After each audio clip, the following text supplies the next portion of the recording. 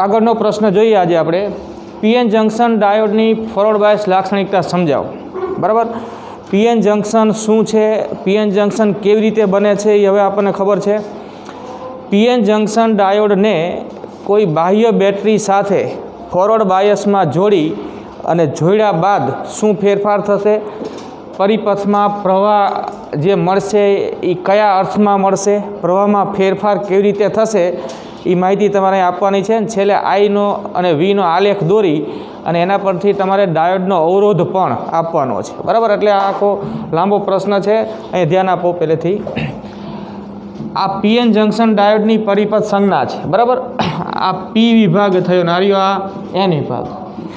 PN junction ડાયોડને એક બાહ્ય બેટરી સાથે એવી રીતે જોડવાનું કે જેથી બેટરીનો ધન ધ્રુવ એ ડાયોડના પી વિભાગ સાથે જોડાય અને બેટરીનો ઋણ ધ્રુવ ડાયોડના એન વિભાગ સાથે જોડાય.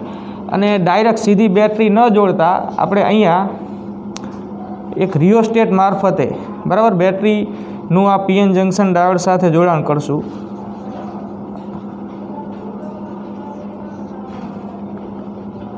આ રિયોસ્ટેટ છે અને અહીંયા એક પ્રવાહ માપક એમીટર જોડી દઈએ અને એને પછી બેટરીના ઋણધ્રુવ સાથે. બરાબર.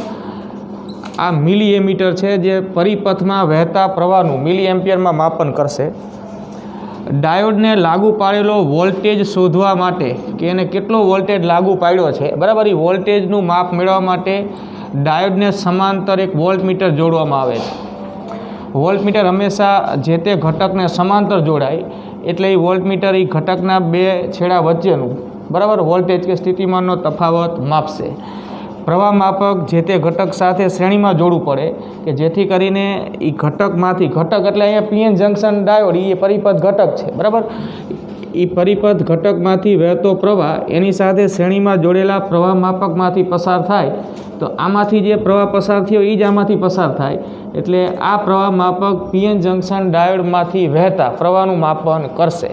પ્રવાહ માપક શ્રેણીમાં જોડવું પડે, વોલ્ટેજ માપક સમાંતર જોડવું પડે.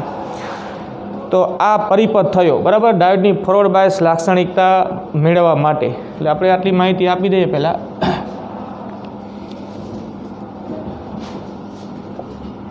કે પીએન જંક્શન ડાયોડના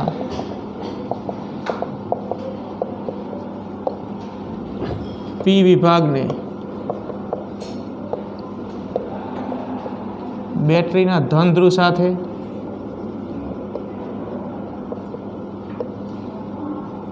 અને એન વિભાગને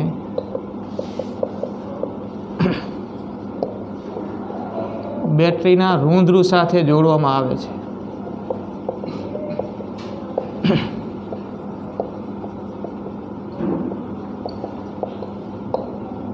આ જોડાણને, બરાબર, ફોરવર્ડ બાયસ જોડાણ કહેવાય.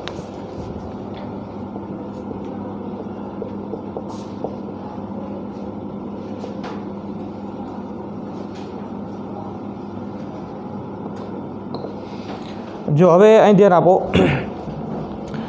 પીએન જંક્શન ડાયોડને આવી રીતે જોડ્યા બાદ પીએન જંક્શનમાં શું ફેરફાર થશે એ વિચારો. શું ફેરફાર થાય વિચારવા માટે આ પીએન જંક્શન ડાયોડ અહીંયા નહોતો જોડ્યો ત્યારે શું પરિસ્થિતિ હતી અને જોડ્યા બાદ શું પરિસ્થિતિ થશે એ આપણે વિચારવું પડશે. તો એના માટે આપણે યાદ કરીએ અગાઉનું કે પીએન જંક્શન ડાયોડ બની ગયો હોય ત્યારની સ્થિતિ આવી હતી કે આ એન વિભાગમાં જંક્શન પાસેનો વિસ્તાર ધન સ્થિતિમાને હતો, પી વિભાગમાં જંક્શન પાસેનો વિસ્તાર ઋણ સ્થિતિમાને હતો. બરાબર.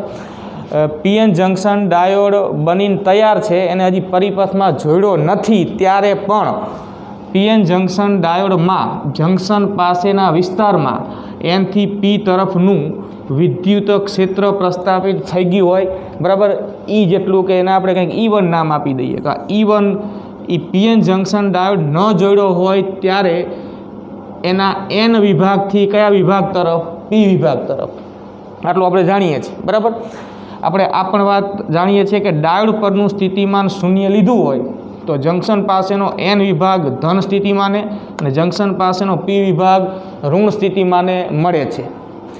હવે આ ડાયોડને અહીંથી ઉપાડી અને અહીંયા જોડ્યો, પરિપથમાં જોડ્યો એને, બરાબર. પરિપથમાં જોડો એટલે આ બેટરીનું વિદ્યુત ક્ષેત્ર અને આ બેટરીનો સ્થિતિમાનનો તફાવત એ આ પીએન જંક્શનને લાગુ પડશે. કઈ રીતે લાગુ પડે આપણે વિચારીએ. જો એનું પોતાનું જે છે, આનું પોતાનું જોડ્યું નહોતો ત્યારે આટલું ક્ષેત્ર તો એમાં હતું જ. પીએન જંક્શન ડાયોડને તમે બનાવીને મૂકો, પરિપથમાં હજી નથી જોડ્યો ત્યારે પણ એના ડેપ્લેશન સ્તરમાં E1 જેટલું ક્ષેત્ર તો પ્રસ્થાપિત થઈ ગયેલું છે, બરાબર. એક ચોક્કસ મૂલ્ય હોય. હવે એનામાં જોડો ત્યારે એનું પોતાનું તો N થી P તરફનું આ E1 તો છે જ. આમાં જોડો એટલે આ બેટરીને તમે એને ફોરવર્ડ જોડાણમાં પીએન જંક્શનને જોડ્યું છે બેટરી સાથે, એટલે કે બેટરીને કારણે પણ પીએન જંક્શન ડાયોડમાં ક્ષેત્ર પ્રસ્થાપિત થશે.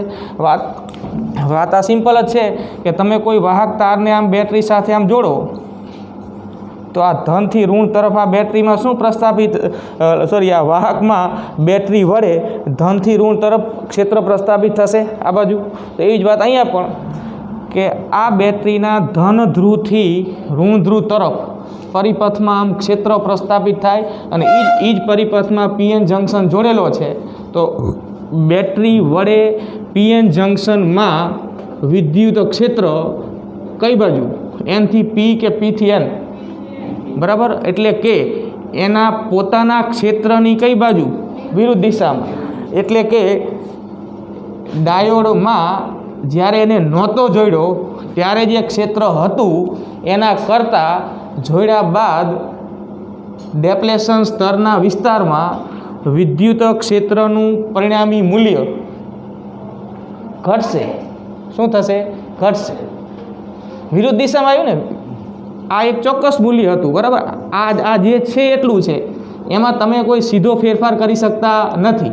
તમે એને બેટરી સાથે જોડો એટલે બેટરીનું ક્ષેત્ર ડાયોડમાં એના ક્ષેત્રની વિરુદ્ધ પ્રસ્થાપિત થયું. બેટરીના વોલ્ટેજ જે છે એ તમે આ રિયોસ્ટેટની મદદથી ક્રમશઃ વધારી શકો.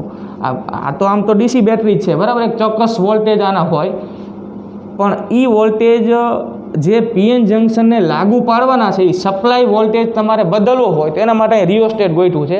રિયોસ્ટેટની મદદથી તમે બેટરી વડે પીએન જંક્શનને લાગુ પાડેલો સપ્લાય વોલ્ટેજ બદલી શકો અને જેટલો વોલ્ટેજ તમે લાગુ પાડો બેટરી વડે પીએન જંક્શનને એ વોલ્ટેજ કેટલો એ માપવા માટે અહીંયા વોલ્ટમીટર જોડ્યું છે. આ વોલ્ટમીટરનું કામ હજી કે આના વડે પીએન જંક્શનના P અને N વિભાગ વચ્ચે કેટલો વોલ્ટેજ લાગુ પાડ્યો છે એ આ વોલ્ટમીટર માપશે, બરાબર. રિયોસ્ટેટ વડે તમે સપ્લાય વોલ્ટેજ જેમ જેમ વધારો, સપ્લાય વોલ્ટેજ એટલે બેટરી વડે પીએન જંક્શનને લાગુ પાડેલો વોલ્ટેજ જેમ જેમ તમે વધારો તેમ તેમ શું વધશે? આ બેમાંથી E2 વધશે. E2 એટલે બેટરી વડે લાગુ પડેલું. E1 એટલે એનું પોતાનું જે પહેલેથી જ હતું, એ તો જે છે એ છે. આ મૂલ્ય આના વોલ્ટેજ તમે વધારો એમ વધશે. હવે E2 વધે હતું E1 કરતાં ઓછું. E1 એક ચોક્કસ મૂલ્ય છે, E2નું મૂલ્ય વોલ્ટેજ વધે એમ વધશે. E2નું મૂલ્ય જેમ વધતું જાય એમ ડેપ્લેશન સ્તરમાં, આ ડેપ્લેશન સ્તરમાં પરિણામી ક્ષેત્રનું મૂલ્ય શું થતું જાય? ઘટતું જાય, બરાબર. આ તો ચોક્કસ મૂલ્ય છે ને, આટલું તો ક્ષેત્ર અંદર પ્રસ્થાપિત થઈ જ ગયું હતું તમે પીએન જંક્શન બનાવ્યો ત્યારે. પણ તમે એને ફોરવર્ડમાં જોડ્યું, બેટરીના વોલ્ટેજ ધીમે ધીમે વધાર્યા એટલે બેટરી વડે પીએન જંક્શનમાં જે ક્ષેત્ર પ્રસ્થાપિત થયું છે એનું મૂલ્ય પણ ધીમે ધીમે શું થશે? વધશે. એટલે E2 વધશે. E1 એક ચોક્કસ મૂલ્ય છે, બેની દિશા પરસ્પર વિરુદ્ધ છે. તો એનો અર્થ કે ડેપ્લેશન સ્તરમાંનું પરિણામી ક્ષેત્ર ક્રમશઃ શું થતું જાય? ઘટતું જાય, બરાબર. હવે વિચારો, જો ક્ષેત્ર ઘટે, નહોતું જોડ્યું ત્યારે E1 હતું, જોડ્યા બાદ પરિણામી ક્ષેત્ર E1 કરતાં ઘટ્યું અને એ ઘટાડો એ હજી વધુ ને વધુ થતો જાય. ક્યારે? તો કે આ વોલ્ટેજ વધારો ત્યારે. તો જેમ જેમ પરિણામી ક્ષેત્ર ઘટતું જાય તો હવે એ જે ડાયોડ છે, ડાયોડ એની અંદરના જે વિદ્યુતભાર વાહકો જે હતા એની પર શું અસર થાય જરા વિચારો. પહેલાં ઇલેક્ટ્રોન અહીંથી અહીંયા આવવાનું બંધ થઈ ગયા હતા, બરાબર. હવે પાછા ચાલુ થાય, દેખીતી વાત છે ને. કેમ ઇલેક્ટ્રોન હવે એનમાંથી પીમાં જવાની શરૂઆત થઈ જાય? તો કે પરિણામી ક્ષેત્ર ઘટ્યું એ જે ક્ષેત્ર હતું ને એ જ ઇલેક્ટ્રોનને એનમાંથી પીમાં અટકાવતું હતું. એ એટલું પ્રબળ થઈ ગયું હતું કે એના કારણે હવે જે ઇલેક્ટ્રોન પર પીથી એન તરફ જે વિદ્યુત બળ લાગતું હતું એ મૂલ્યનો સામનો કરીને ઇલેક્ટ્રોન એનમાંથી પીમાં આવી શકતો નહોતો, એટલે ડિફ્યુઝન અટકી ગયું હતું. પણ જેવું પરિણામી ક્ષેત્ર ઘટશે એટલે ઇલેક્ટ્રોનને એનમાંથી પીમાં આવવાનો માર્ગ મોકળો થશે એમ કહેવાય. કેમ કે પરિણામી ક્ષેત્ર ઘટે, જે ક્ષેત્ર ઇલેક્ટ્રોનને એનમાંથી પીમાં આવતું અટકાવતું હતું એના મૂલ્યમાં ઘટાડો થયો એટલે ઇલેક્ટ્રોન હવે એનમાંથી પીમાં આવવાની શરૂઆત કરશે. ઇલેક્ટ્રોન એનમાંથી પીમાં આવવાની શરૂઆત કરશે અને પરિપથમાં દાખલ થઈને પ્રવાહ રચશે. બસ આટલી વાત છે. સમજ્યા વાતને? હજી એકવાર જો ફરીથી. પહેલાં ક્ષેત્ર કેટલું હતું નહોતો જોયું ત્યારે? E1 હતું, જે ડાયોડનું પોતાનું, બરાબર. એ આપણે કાલ વાત કરી ગયા કઈ હાથમાં હોય. હવે ડાયોડને એ જોડ્યો, કેવા જોડાણમાં જોડ્યો? તો કે ફોરવર્ડ જોડાણમાં. ફોરવર્ડ જોડાણ એટલે શું? પીનું બેટરીના ધન ધ્રુવ સાથે જોડાણ અને એન વિભાગનું બેટરીના ઋણ ધ્રુવ સાથે.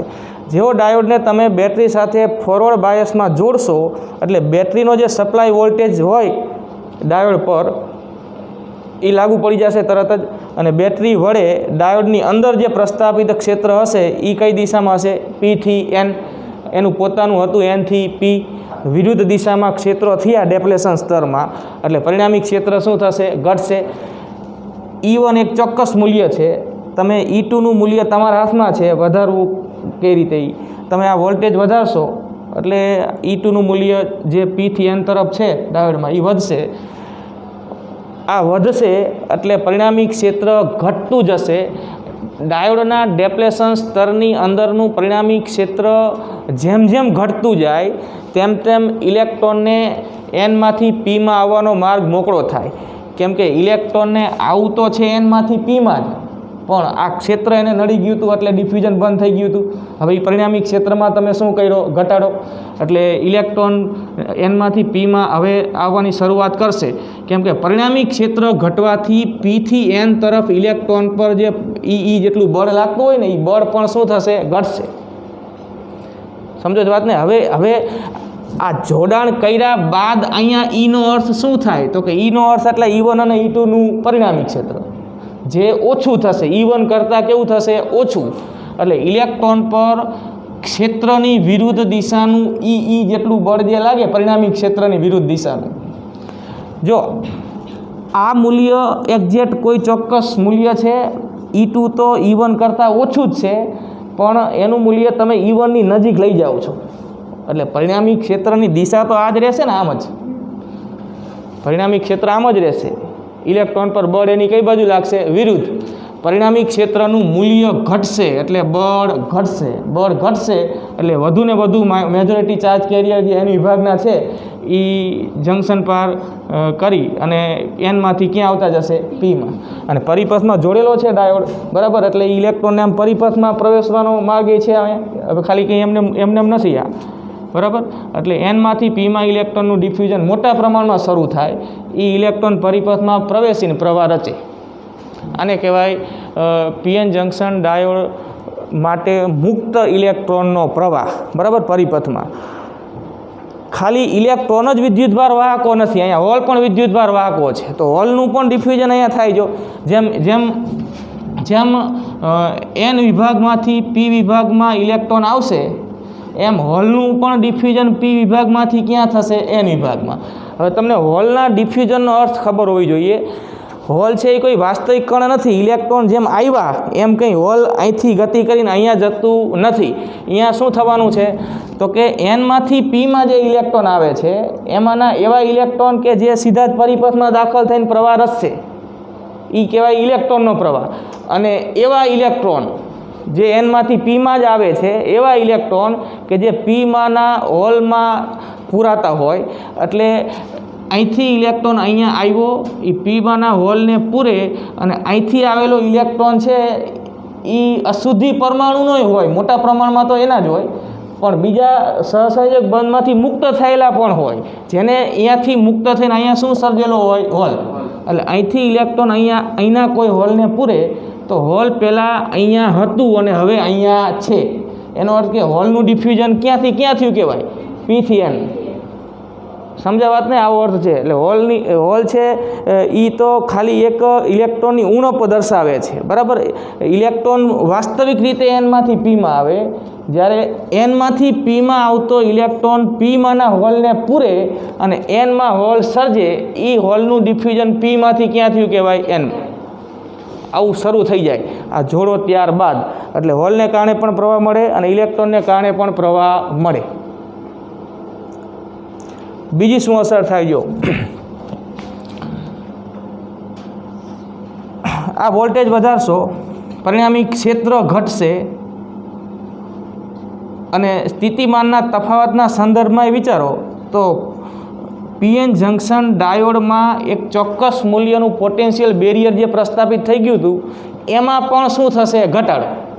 એ દેખીતી વાત છે. જો તમે ખાલી સમજવા માટે આપણે અહીંયા દોરીએ કે આજે પીએન જંકશન ડાયોડ છે એમાં એન વિભાગમાં જંકશન પાસેનો વિસ્તાર કયા સ્થિતિ માને છે? ધન સ્થિતિ માને.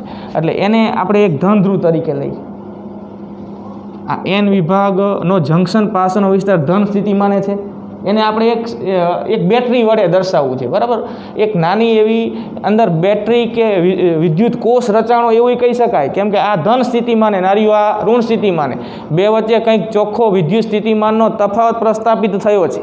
જેમ બેટરી એક ચોક્કસ વિદ્યુત સ્થિતિમાનનો તફાવત ધરાવે છે, એવી જ રીતે પીએન જંકશન ડાયોડના ડેપ્લેશન સ્તરની આસપાસના વિસ્તારમાં એને તમે એક બેટરી વડે અલગથી વિચારી શકો છો કે આજે એન વિભાગ છે એને અનુરૂપ ધન ધ્રુવ, પી વિભાગને અનુરૂપ ઋણ ધ્રુવ, અને અહીંયા જે આ સ્થિતિમાનનો તફાવત જે હોય એ જ કહેવાય ડેપ્લેશન બેરિયર, વિદ્યુત સ્થિતિમાનનો તફાવત. એને જ આપણે ડેપ્લેશન બેરિયર કીધું ને, બરાબર. હવે વિચારો કે પીએન જંકશનમાં એન વિભાગમાં ધન ધ્રુવ મળે ને પી વિભાગમાં ઋણ ધ્રુવ મળે ને એનું જોડાણ બાહ્ય બેટરી સાથે આવું છે. જો આમ છે ને,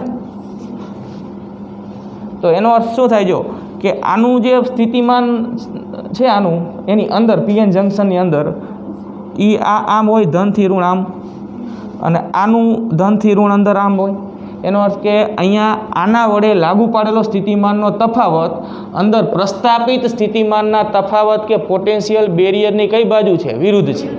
એટલે એ ઘટશે, પરિણામી ક્ષેત્ર ઘટશે, પરિણામી સ્થિતિમાનનો તફાવત ઘટશે અને ડેપ્લેશન સ્તરની જાડાઈ પણ ઘટશે. આવી અસર થાય અહીંયા, બરાબર. એટલે એ માહિતી આપી દેવાની. જો હવે કે પીએન જંકશનને બાહ્ય બેટરી સાથે ફોરવર્ડ બાયસમાં જોડતા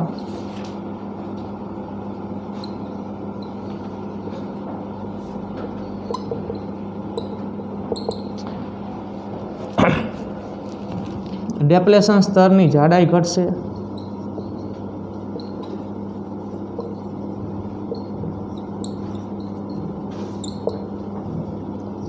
ડેપ્લેશન બેરિયરની ઊંચાઈ ઘટશે,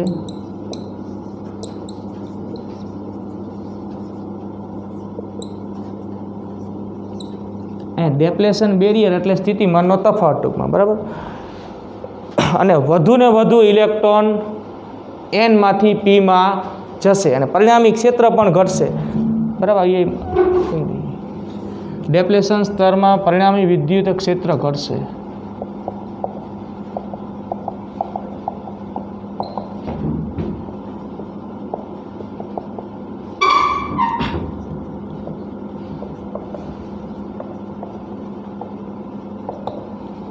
અને આવું થવાથી વધુ ને વધુ ઇલેક્ટ્રોન એનમાંથી પીમાં જશે અને એવી જ રીતે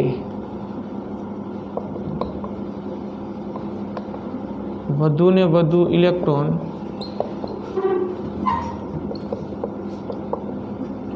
એનમાંથી પીમાં જશે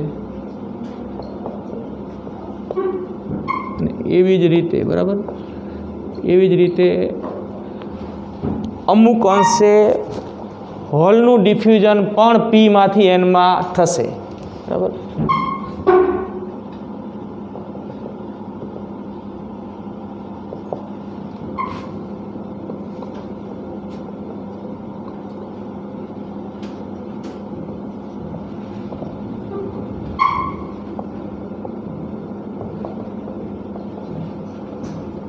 બરાબર.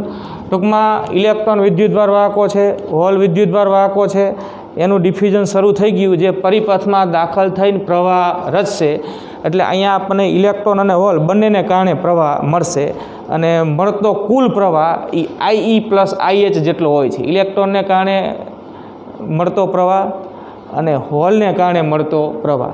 અને હજી એ ચોખવટ કરી દઉં કે હોલને કારણે પ્રવાહ એ અંતે તો ઇલેક્ટ્રોનને કારણે જ પ્રવાહ છે, પણ એ ઇલેક્ટ્રોન કયા? બંધિત ઇલેક્ટ્રોન. એ ઇલેક્ટ્રોન કયા? બંધિત ઇલેક્ટ્રોન. બરાબર. અલગ પાડવા માટે આપણે એવું બોલીએ છીએ કે IE પ્લસ IH.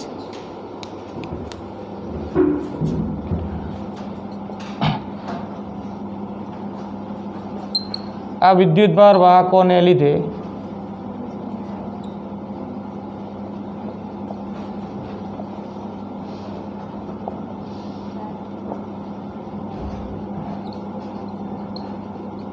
પરિપથમાં પ્રવાહ રચાશે.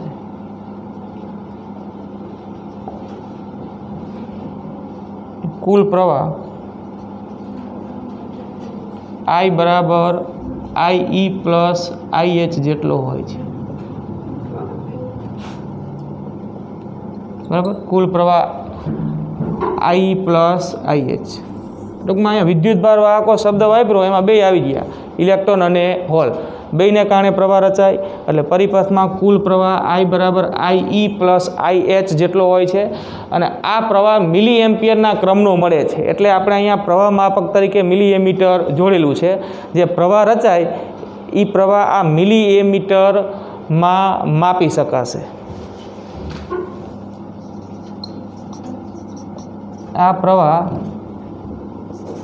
મિલી એમ્પિયરના ક્રમનો હોય છે.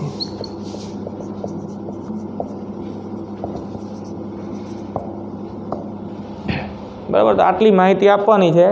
અને તમારે હજી ડેપ્લેશન સ્તરની પહોળાઈમાં અને ડેપ્લેશન બેરિયરની ઊંચાઈમાં થતો ઘટાડો દર્શાવતી બરાબર આલેખ અહીંયા દોરવાનો છે. એ હવે આપણે દોરીએ અને ત્યારબાદ IV નો આલેખ પણ આમાં દોરવો પડશે અને એનો અવરોધ હજી આપણે સમજાવશું. એટલે હજી અધૂરું છે, આટલું લખો પછી આગળ વધારીએ.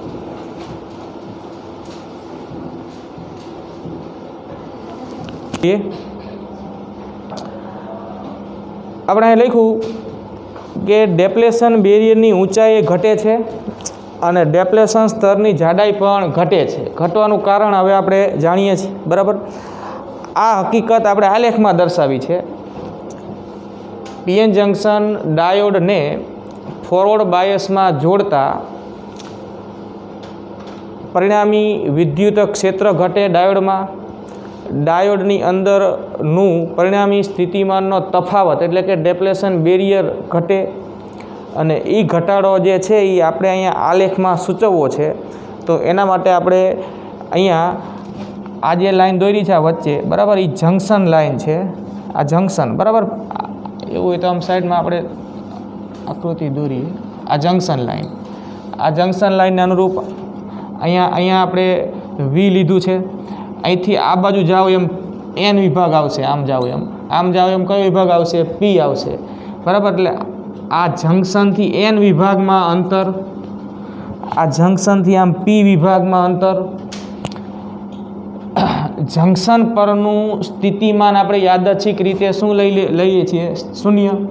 તો જંકશન પરનું સ્થિતિમાન શૂન્ય હોય તો જંકશનની સાપેક્ષ N વિભાગ ધન સ્થિતિમાને અને જંકશનની સાપેક્ષ P વિભાગ ઋણ સ્થિતિમાને. એ હકીકત આલેખમાં દર્શાવીએ તો આ થાય ને, જો આટલો આ જે ભાગ ગયો ને આ સૂચવે છે કે જંકશનથી તમે જેમ N વિભાગમાં આગળ જાઓ આમ એટલે અહીંયા સ્થિતિમાન કેવું આવે? ધન આવે. બરાબર. એટલે આ ધન સ્થિતિમાન. આને આપણે ડેપ્લેશન બેરિયરની ઊંચાઈ એવું કહી શકીએ. જંકશનની સાપેક્ષ N વિભાગનું ધન સ્થિતિમાન. એવી રીતે જંકશનની સાપેક્ષ આ P વિભાગનું ઋણ સ્થિતિમાન. આમ નીચે V ઋણ ને ઉપર V ધન. બરાબર. આટલું આ બે સરખું હોય. આ મૂલ્ય બે કેવા હોય? સરખા હોય. જ્યાં સુધી ડાયોડને નથી જોડ્યો ને ત્યાં સુધી પરિસ્થિતિ આવી છે, પણ ડાયોડને જોડ્યા બાદ ડેપ્લેશન સ્તરની જાડાઈ ઘટે છે. એ ઘટાડો આપણે દર્શાવીએ. જો ઘટાડો દર્શાવવા માટે આ જે બે લાઈન છે બરાબર, આ ડેપ્લેશન સ્તરની જાડાઈ આટલી છે. આ જે બે લાઈન દોરી કઈ છે? આ લાઈન છે. જો ડિફ્યુઝન અટકી ગયું હોય જ્યારે, બરાબર, ત્યારે આમાં જ્યાં સુધી ધન આયનો જમા થયા હોય ને આમાં જ્યાં સુધી ઋણ આયનો જમા થયા હોય, આને આપણે શું કીધું હતું? ડેપ્લેશન સ્તર. એનો અર્થ એ કાલે આપણે કર્યો. ડેપ્લેશન સ્તર કોને કહેવાય? આવું એક વાક્યમાં જવાબ આપવો ને શું કહેશો? પીએન જંક્શનમાં ડેપ્લેશન સ્તર એટલે શું? આપણે વારંવાર બોલ તો કરતા હોય કે આ ડેપ્લેશન સ્તરનું આમ થશે ને તેમ થશે, પણ એટલે શું? બરાબર, એ તો આપણને પહેલાં ખબર હોવી જોઈએ. તો કાલે આપણે એનો અર્થ કર્યો, કોઈને યાદ હોય તો બોલો. પીએન જંક્શનમાં ડેપ્લેશન સ્તર કોને કહેવાય? આને ડેપ્લેશન સ્તર કહેવાય. આને એને શબ્દોમાં બોલો.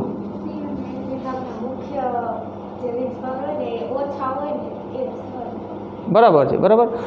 એન વિભાગ અને પી વિભાગના જંક્શન પાસેના વિસ્તારમાં એના મેઇન કે મેજોરિટી ચાર્જ કેરિયર હોતા નથી. એ વિસ્તારને શું કહેવાય? ડેપ્લેશન સ્તર. એન અને પી વિભાગો જંક્શન પાસેના વિસ્તારમાં ડિફ્યુઝન અટકી ગયા બાદ પોતપોતાના મુખ્ય વિદ્યુતભાર વાહકો તરીકે ખાલી હોય છે કે હોતા નથી. મુખ્ય વિદ્યુતભાર વાહકો એને કહેવાય ડેપ્લેશન સ્તર.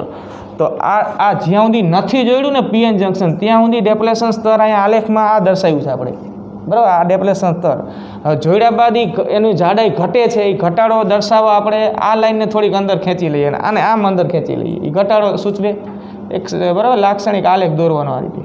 આ લાઈન થોડીક અંદર દોરી, આ લાઈન પણ અંદર દોરી, એટલે હવે ડેપ્લેશન સ્તર આટલું થઈ ગયું. એમ પહેલાં હતું એના કરતાં ઓછું આટલું. આ ડેપ્લેશન સ્તરનો ઘટાડો સૂચવે, બરાબર. એવી જ રીતે ડેપ્લેશન બેરિયરની ઊંચાઈ પણ ઘટે છે.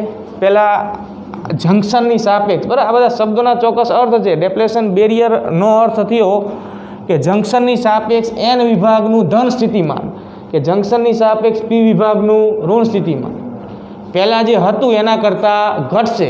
આ બાજુ ધન ઘટશે ને આ બાજુ જે ઋણ છે એ આમ ઘટશે. એ ઘટાડો દર્શાવો જો આલેખમાં.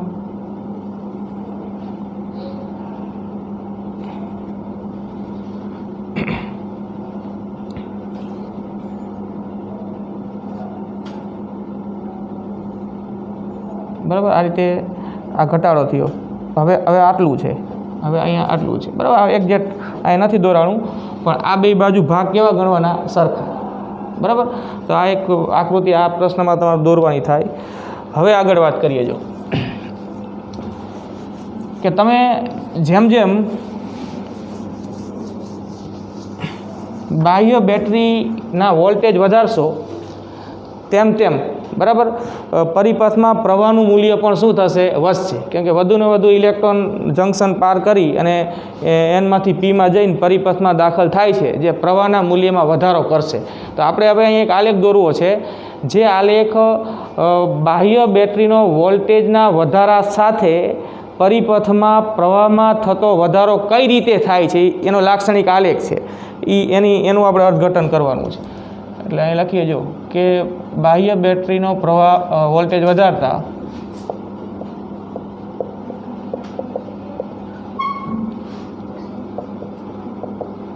પરિપથમાં પ્રવાહ વધે છે. પ્રવાહ એટલે આઈ, બરાબર. એમાં બેયનો ફાળો હોય, ઇલેક્ટ્રોનનો પ્રવાહ અને હોલનો પ્રવાહ. પરિપથમાં પ્રવાહ વધે છે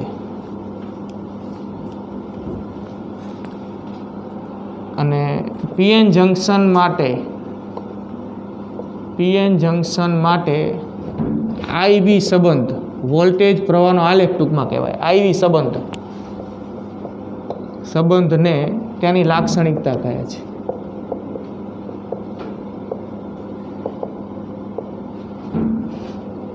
બરાબર. અને આઈવી સંબંધ આવો છે જો પીએન જંક્શન માટે આ ફોરવર્ડ બાયસ લાક્ષણિકતા આવી છે.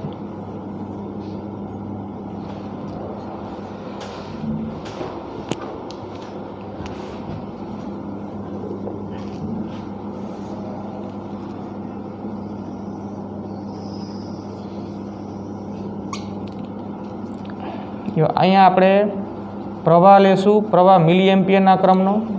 અહીંયા વોલ્ટેજ વોલ્ટમાં. આલેખ પ્રાયોગિક રીતે જે મળે છે એ બરાબર આખો પ્રયોગ છે. આલેખ અહીંયા આપણે જે દોરીશું એ આખો પ્રયોગ કરી એના રીડિંગ લઈને મેળવેલો હોય કે તમે બાહ્ય બેટરીના વોલ્ટેજ ધીમે ધીમે વધારતા ગયા, પરિપથમાં પ્રવાહનું મૂલ્ય એ મિલી એમીટર જે જોડ્યું છે એના વડે માપતા ગયા, એવા રીડિંગ લીધા હોય અને પછી આઈ અને વીના અમુક મૂલ્યો મેળવી અને એનો આલેખ જે દોરવામાં આવ્યો હોય એ લાક્ષણિક આલેખ આવો છે. આવો બરાબર આવો આલેખ મળે છે. હવે આ આલેખનું આપણે થોડું અર્થઘટન કરવાનું છે. તો આલેખ અહીંયા અરેખીય છે, જો સુરેખ આલેખ નથી. બરાબર, સુરેખ આલેખ નથી. આવો આલેખ છે, અરેખીય છે. આ જે તમને લાઈન મળી આમ એકદમ સુરેખા મળતી નથી. એટલે એક વાક્ય તો લખી દેવાનું કે આલેખ અરેખીય છે અથવા તો IV સંબંધ અરેખીય છે. હવે આ અરેખીય છે એનો અર્થ શું થાય? તો કે આલેખમાં જુઓ તમે કે શરૂઆતમાં વોલ્ટેજ વધારો, તમે આ વોલ્ટેજ કયા, આ જે V લખ્યું એ કયા વોલ્ટેજની વાત છે? આ બેટરીના વોલ્ટેજ વધારો અને પછી પરિપથમાં મળતો પ્રવાહ. બરાબર, વોલ્ટેજ વધારો છો શરૂઆતમાં ત્યારે પ્રવાહમાં વધારો થાય છે ખરો, પણ શરૂઆતમાં વોલ્ટેજના વધારા સાથે પ્રવાહનો વધારો ધીમો છે. બરાબર, અહીંયા સુધી તો વોલ્ટેજ વધાર્યો ત્યાં સુધી પ્રવાહ લગભગ આટલો જ મળે છે. પણ તમે અમુક વોલ્ટેજે પહોંચો, જેમ કે જો વોલ્ટેજ વધારતા તમે આટલા સુધી પહોંચ્યા ત્યાં સુધી પ્રવાહમાં વધારો હજી ધીમો હતો, પણ આ વોલ્ટેજ પછી જેવો વોલ્ટેજ વધારો એટલે આલેખ કંઈક આમ વળે છે. આમ જે શું સૂચવે છે તો કે આવા વોલ્ટેજના એક ચોક્કસ મૂલ્ય માટે પરિપથમાં મળતા પ્રવાહમાં ઝડપી વધારો થાય છે. જે વોલ્ટેજના મૂલ્ય માટે પરિપથમાં પ્રવાહમાં ઝડપી વધારો થયો આપેલ PN જંકશન ડાયોડને અનુરૂપ, એને આપેલ જંકશનનો કટ ઇન વોલ્ટેજ કહેવાય. આના માટે શબ્દ શું વપરાય છે? Cut in voltage.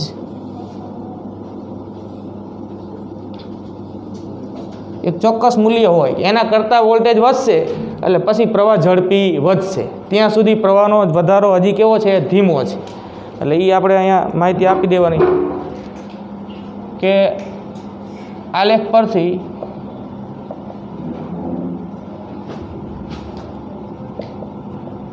શરૂઆતમાં વોલ્ટેજ સાથે પ્રવાહનો વધારો ઓછો છે.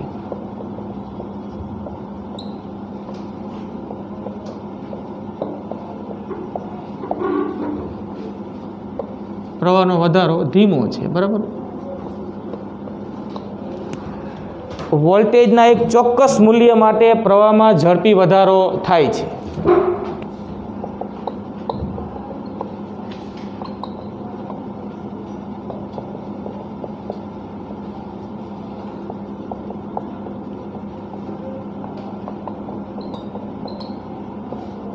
ઝડપી વધારો થાય છે તેને કટ ઇન વોલ્ટેજ કહે છે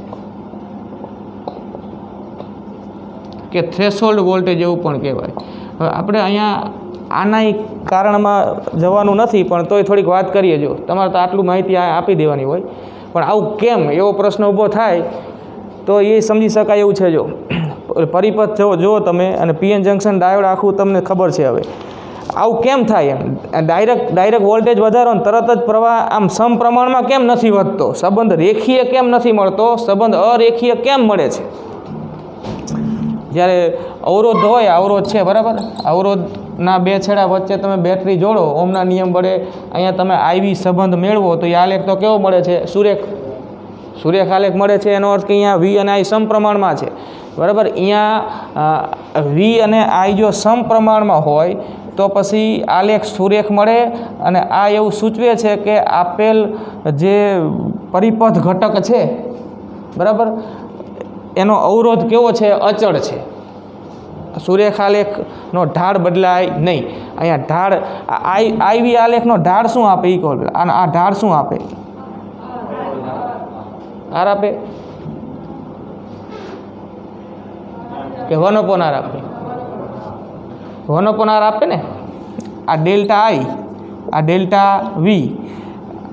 ઢાળ એટલે તો સામેની બાજુ છેદમાં પાસેની બાજુ. તો અહીંયા ઢાળ ડેલ્ટા આઈ છેદમાં ડેલ્ટા વી થયું. તો ડેલ્ટા આઈ છેદમાં ડેલ્ટા વી એટલે 1/r, જેને કંડક્ટન્સ કહેવાય. આને શું કહેવાય? કંડક્ટન્સ, અવરોધનું વ્યસ્ત. હવે આને ઉલટાઈ દો એટલે અવરોધ આપે, બરાબર. હવે આ સુરેખ આલેખ છે, તો જેના માટેનો આલેખ છે એનો અવરોધ કે એનું કંડક્ટન્સ કેવું છે? અચળ છે. કેમ કે આલેખ સુરેખ છે. સુરેખ આલેખ હોય તો તમે ઢાળ અહીંથી શોધો કે અહીંથી શોધો કે અહીંથી શોધો, કોઈ પણ બે બિંદુ વચ્ચે લઈ અને ઢાળ શોધો તો ઢાળ તો કેવો આવવાનો? સરખો જ. સુરેખ આલેખ સૂચવે છે એવું કે અહીંયા ઢાળ બદલાતો નથી, અને અહીંયા આઈવીના આલેખનો ઢાળ કંડક્ટન્સ એનો વ્યસ્ત કરો એટલે અવરોધ એ અચળ છે, બદલાતા નથી. સુરેખ આલેખ હોય તો. પણ અહીંયા આલેખ સુરેખ નથી, અહીંયા આલેખ તો કેવો છે? વક્ર છે. તો આ આલેખ શું સૂચવશે? તો કે પીએન જંકશન ડાયોડનો અવરોધ અચળ નથી. પીએન જંકશન ડાયોડનો અવરોધ અહીંયા વોલ્ટેજ બદલાય તેમ શું થતો રહે છે? બદલાતો રહે છે આવા જોડાણમાં, બરાબર. આલેખ આવો અરેખીય છે, અને અરેખીય આલેખ મળવાનું કારણે આપણે સમજી શકીએ કે શરૂઆતમાં તમે વોલ્ટેજ વધારશો એટલે તરત જ પ્રવાહ વધવા નથી માંડતો. કેમ? તો કે શરૂઆતમાં વોલ્ટેજ વધારો એટલે તો હજી તો એ તરત જ કંઈ પીએન જંકશનની ડેપ્લેશન સ્તરમાંનું ક્ષેત્ર સીધું કંઈ ઘટી જતું નથી. એનો અમુક સમય લાગે ને થોડોક. સમજો જ વાતને?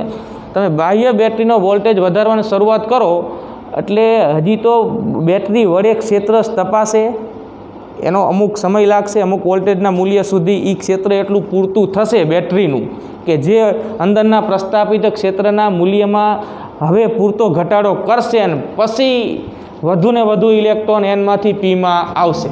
એટલે આમ તમે બેટરી સાથે જોડો ને તરત જ આમ ઇલેક્ટ્રોન એનમાંથી પીમાં આખો જથ્થો એકસાથે આવી ગયો એવું નથી. પહેલાં પ્રમાણ ઓછું ને પછી પ્રમાણ વધતું જાય.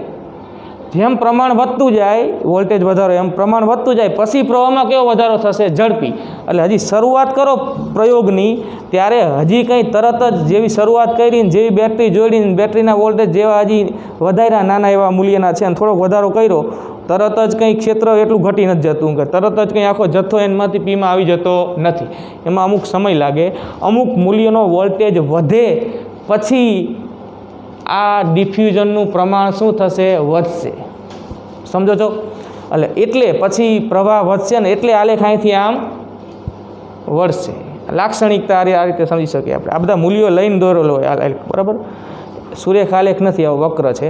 અને વક્ર આલેખ છે માટે પીએન જંકશન ડાયોડનો અવરોધ પણ અચળ નથી.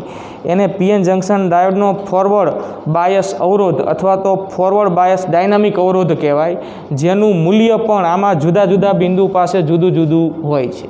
એ માહિતી અહીં આપી દેવાની. જો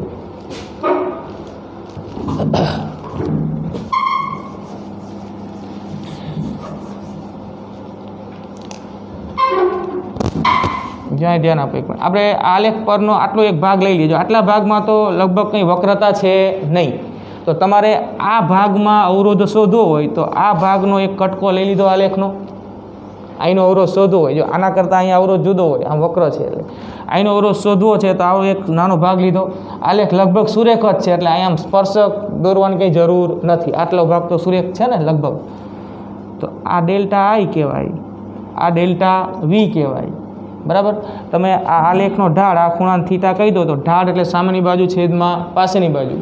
એ આલેખનો ઢાળ જે છે એ તમને 1/RFB આપશે. અહીંયા RFBનો અર્થ થાય પીએન જંકશન ડાયોડનો ફોરવર્ડ બાયસ અવરોધ. 1/RFB ઢાળ બરાબર 1/RFB બરાબર ડેલ્ટા આઈ છેદમાં ડેલ્ટા બી. આવું થાય, ઉલટું થાય ને આમાં તો, બરાબર. હવે આનું વ્યસ્ત કરી નાખો તો RFB બરાબર ડેલ્ટા વી છેદમાં ડેલ્ટા આઈ. તો તમે આ રીતે આલેખના જે તે બિંદુ પાસે પ્રવાહ અને વોલ્ટેજના સૂક્ષ્મ ફેરફારો લઈ અને ડાયોડનો ફોરવર્ડ બાયસ અવરોધ શોધી શકો. અને એ મૂલ્ય તમે આવા આલેખના જુદા જુદા કટકા લેતા જાઓ આમ, બરાબર, અને આ મૂલ્ય શોધતા જાઓ આ રીતે. તો એ મૂલ્ય છે એ 10 ઓહ્મથી 100 ઓહ્મની રેન્જમાં મળે છે. ડાયોડનો ફોરવર્ડ બાયસ અવરોધ કયા ક્રમનો હોય છે? 10 ઓહ્મથી 100 ઓહ્મ. અહીંયા ઢાળ વધારે, જો અહીંયા ઢાળ વધારે. હવે તમે આ બધું બરાબર, આમાં ઘણું અર્થઘટન થાય. જો તમને પૂછવામાં આવે કે આ ભાગમાં ડાયોડનો અવરોધ વધારે કે આ ભાગમાં, સામે લખ્યું છે એટલે સૂત્ર તો આ લખ્યું. શરૂઆતમાં અવરોધ વધારે કે પછી વધારે? શરૂઆતમાં, બરાબર. અહીંયા ઢાળ જે છે એ ઓછો, અહીંયા ઢાળ ઓછો એટલે 1/RFB ઓછું, 1/RFB ઓછું તો RFB વધારે. અને દેખીતી વાત છે ને, શરૂઆતમાં હજી કંઈ ઇલેક્ટ્રોન બહુ જતા નથી, ઇલેક્ટ્રોન હજી બહુ નથી જતા એટલે પ્રવાહ ઓછો, ને પ્રવાહ ઓછો એટલે અવરોધ કેવો? વધારે. એ અર્થમાં પછી અવરોધ ઘટે ને, જેમ જેમ બાહ્ય ક્ષેત્ર વધે, પરિણામી ક્ષેત્ર ઘટે, વધુને વધુ ઇલેક્ટ્રોન એનમાંથી પીમાં જાય, પછી એનો અવરોધ ઘટે એમ કહેવાય. પછી એનો ફોરવર્ડ બાયસ અવરોધ ઘટે. ત્યાં સુધી હજી પ્રમાણમાં છે. તો બસ આટલી વાત છે, અહીં લખી દઈએ. હવે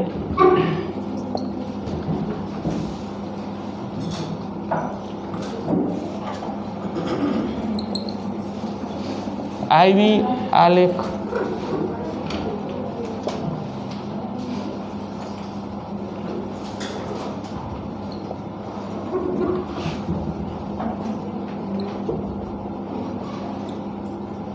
કોઈ બિંદુ પાસે વોલ્ટેજ પ્રવાહના સૂક્ષ્મ ફેરફારો લઈ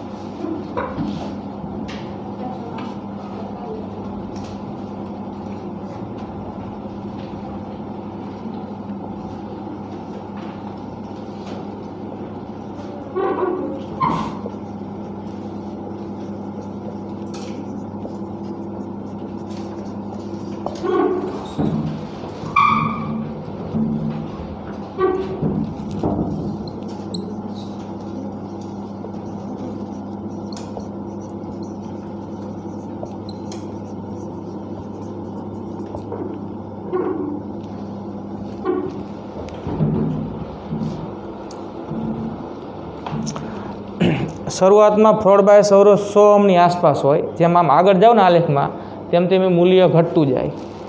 10 ઓહ્મ સુધી એનો અવરોધ ઘટી શકે. ઘણી વખત તો પરિપથમાં PN જંકશન ડાયોડ ફોરવર્ડમાં જોડાયેલો હોય તો એનો અવરોધ ગણવામાં આવતો નથી. આદર્શ PN જંકશન ડાયોડ ગણો તો એનો ફોરવર્ડ બાયસ અવરોધ શું ગણવાનો? 0. વાત એવી થઈ ને કે એનો ફોરવર્ડ બાયસ અવરોધ ઓછો હોય છે. આદર્શ PN જંકશન ડાયોડ હોય તો એનો ફોરવર્ડ બાયસ અવરોધ શું ગણાય? 0. ઓછો એટલે જોકે 0 હોય નહીં, પણ આદર્શ શબ્દ વાપર્યો હોય તો એમ કહેવાય કે આદર્શ ગણેલા PN જંકશન ડાયોડનો ફોરવર્ડ બાયસ જોડાણમાં અવરોધ કેવો ગણાય? 0.